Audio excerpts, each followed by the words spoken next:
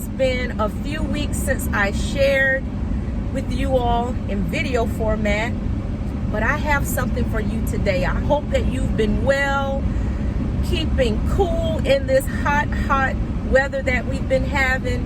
But let's get straight into it. If this is your first time tuning in, I am Tasha of Just One Ministries, because just one person can make a difference. So about a month ago, I believe it was, may even be a little bit longer than that, I shared a video where I was encouraging you to build a stone of remembrance, to identify a tangible physical way in which you could remember, or that tangible physical way could serve as a marker for things that God had delivered you from, answered prayers, so that when you found yourself in new challenging situations or seeking answers to some prayers, that you could look back on that memorial and be reminded of how God came through for you. And so as I was reflecting on that was in Joshua 4, where Joshua instructed 12 from each of the tribes of Israel to carry stones as they crossed over into the promised land. And of course, they asked what the purpose of those stones were. And the purpose was that future generations could look back where that memorial had been constructed as a reminder of how God dried up the River Jordan for the nation of Israel to cross over on dry land. And so that made me reflect on our recent move. I shared previously about our family being in transition, and I think we're about 6 or 7 months into this move. But when my husband and I made the decision to move, right, we did not realize we would be in a market where inventory was low and demand was high for houses. So every time we identified a home that we liked, that we loved, it was snatched up right to the highest bidder.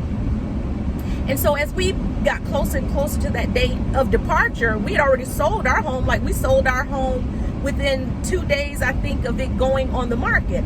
But we were just having trouble finding a home in our new place. So I began to worry. And I remember I was out on a walk, and the Holy Spirit brought back to my remembrance a time when, if many of you do not know this, maybe you do, my husband, he's retired Air Force now, but at the time he was active duty military. We were stationed in Great Falls, Montana.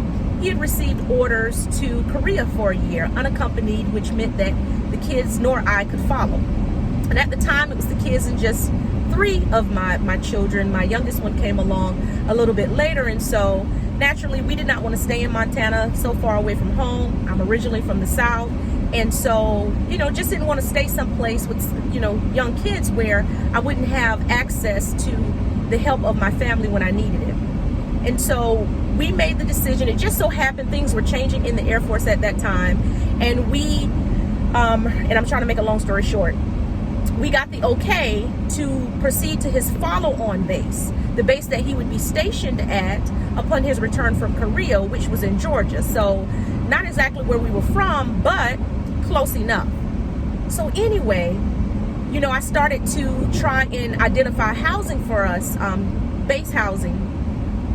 But the problem at that time is that they weren't allowing those whose spouses were not on, like, that wasn't the immediate base that they would be housed at. Like, we couldn't get a house. And so here we are.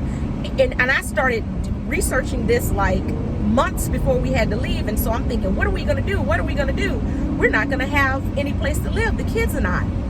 And so we had to come up with other plans. And, we had this temporary plan of maybe we'd go live with our family. Well, anyway, that wasn't ideal because, again, I had 3 kids. I kid you not. The month that we were scheduled to depart, we left Montana that February, middle of February, I think it was, the first week in February.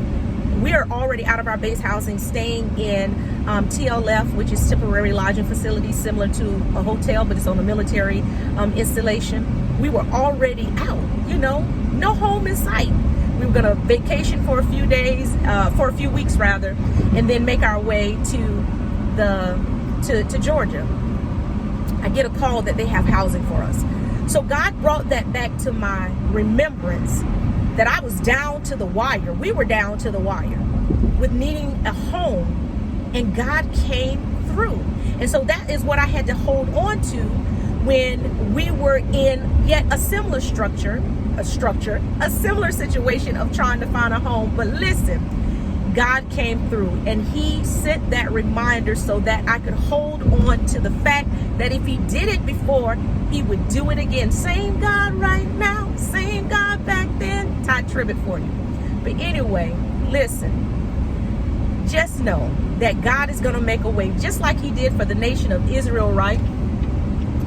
He allowed them to cross over on dry land. Dried up all the trials and tribulations, they were able to cross into the new on dry land.